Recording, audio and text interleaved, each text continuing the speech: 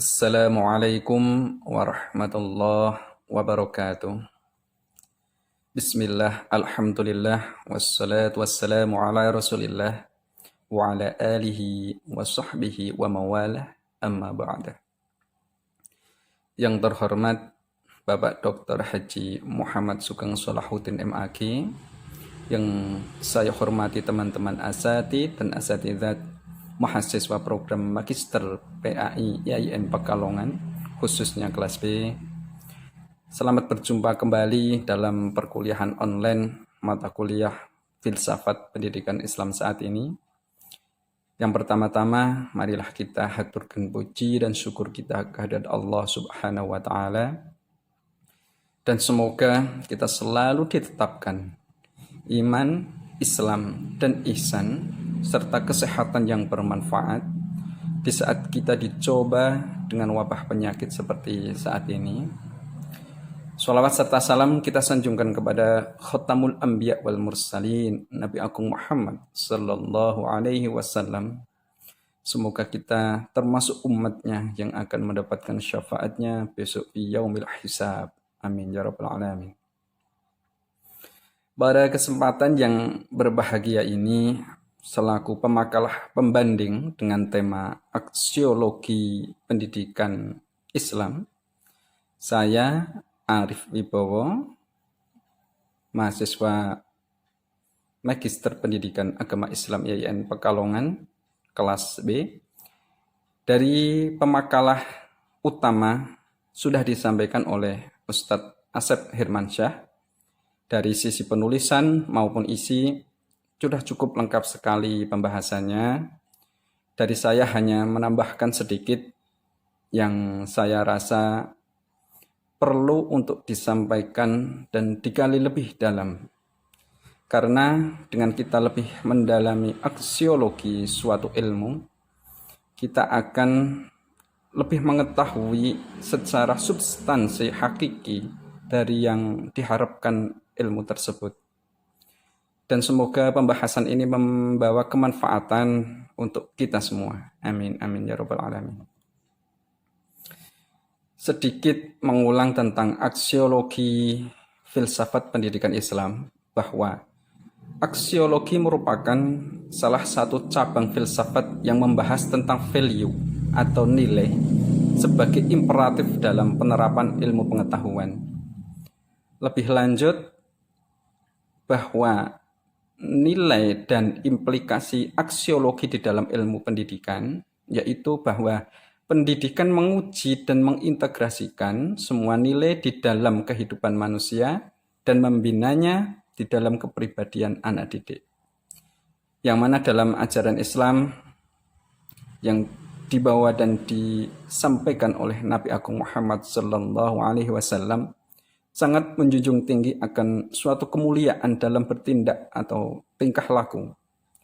Karena tingkah laku merupakan manifestasi dari olah pikir, olah rasa, kemudian akan muncul menjadi suatu tindakan atau tingkah laku kebiasaan seseorang.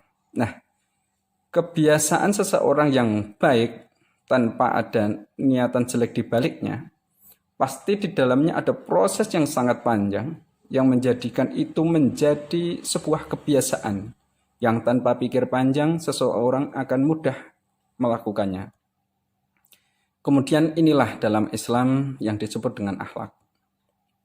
Sebagaimana yang disampaikan Nabi, qala Rasulullah sallallahu alaihi wasallam, "Innama bu'itsu liutammima makarimal akhlaq."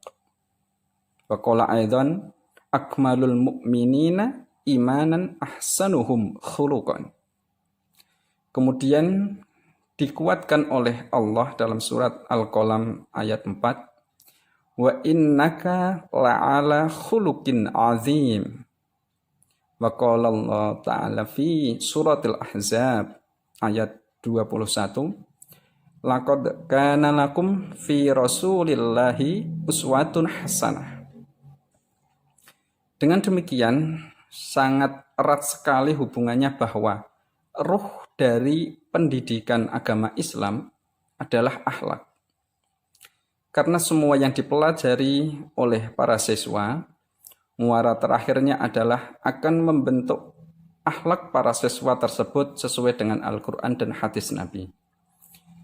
Tidak hanya sekedar menyelesaikan materi pembelajaran dengan nilai yang memuaskan atau secara kognitif saja, ataupun bisa mengerjakan gerakan ibadah semisal sholat atau motorik saja, tetapi unsur nilai afektif dan mengimplikasikan ajaran Islam yang rutinitas dalam sebuah sikap, dalam berbuat di dalam masyarakat, akhlak itu sendirilah perwujudannya.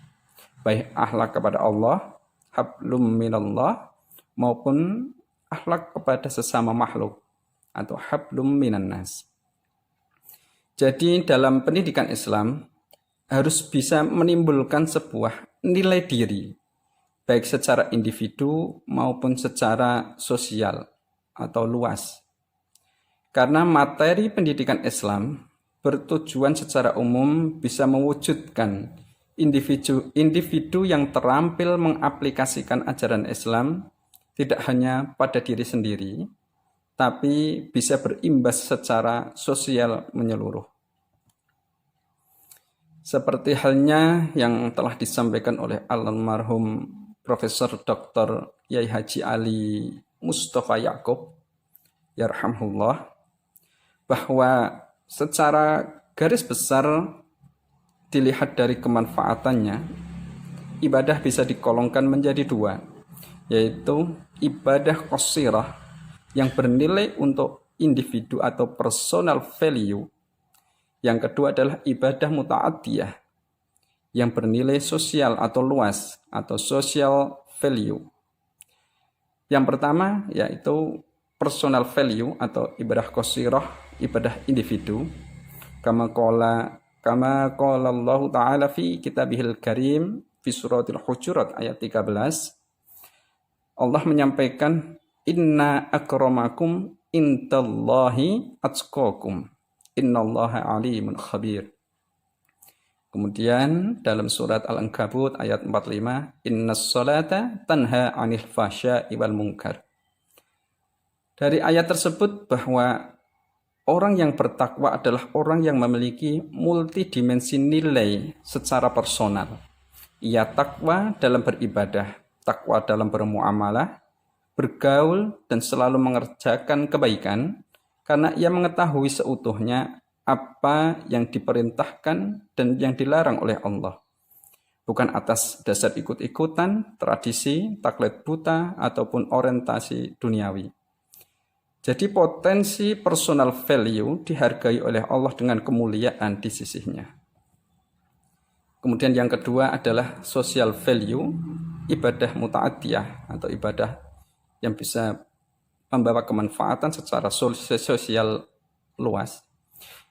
Kama qala Allah Ta'ala fi kitabihil karim fi suratil Baqarah ayat 83, wabil walidaini ihsanan wadhil kurba wal yatama wal masakin wa kulu linnasi husnan.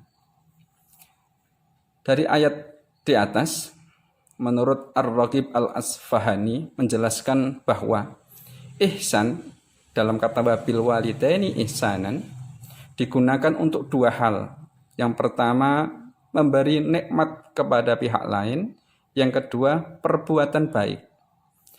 Jadi wabil walidaini ihsanan yaitu memberikan kenikmatan dan berbuat baik kepada wabil walidain, wadil kurba, wal yatama, wal masakin. Menurutnya, ihsan lebih tinggi daripada adil. Karena adil adalah memperlakukan orang lain sama dengan perlakuannya kepada diri Anda atau dengan diri kita sendiri. Sedangkan ihsan adalah memperlakukan orang lain lebih baik dari perlakuannya kepada diri kita. Dan juga kata wakulu linnasi husnan, dan juga perintah berkata yang baik, kata husnan, mencakup segala sesuatu yang menggembirakan dan disenangi. Dan tak hanya kata-kata yang indah, tetapi itu harus kata-kata yang benar, sehingga terkandung di dalamnya ada perintah amar ma'ruf dan nahi mungkar. Dengan demikian, bisa kita sedikit simpulkan bahwa dalam pendidikan Islam tidak hanya materi dan keterampilan yang ditekankan, tetapi nilai, value, substansi dari setiap ajaran amalan ibadah yang dilakukan harus sampai terwujud dengan pendekatan dan metode yang sesuai, sehingga akan berimbas kepada kualitas diri individu maupun secara sosial, yang akhirnya akan terwujud Islam rahmatan lil alamin dan terhindar dari rutinitas tanpa nilai. Demikian dari pemakalah pembanding, kurang lebihnya mohon maaf. Wabillahi taufiq wal hidayah, waridho wal inayah. Wassalamualaikum warahmatullahi wabarakatuh.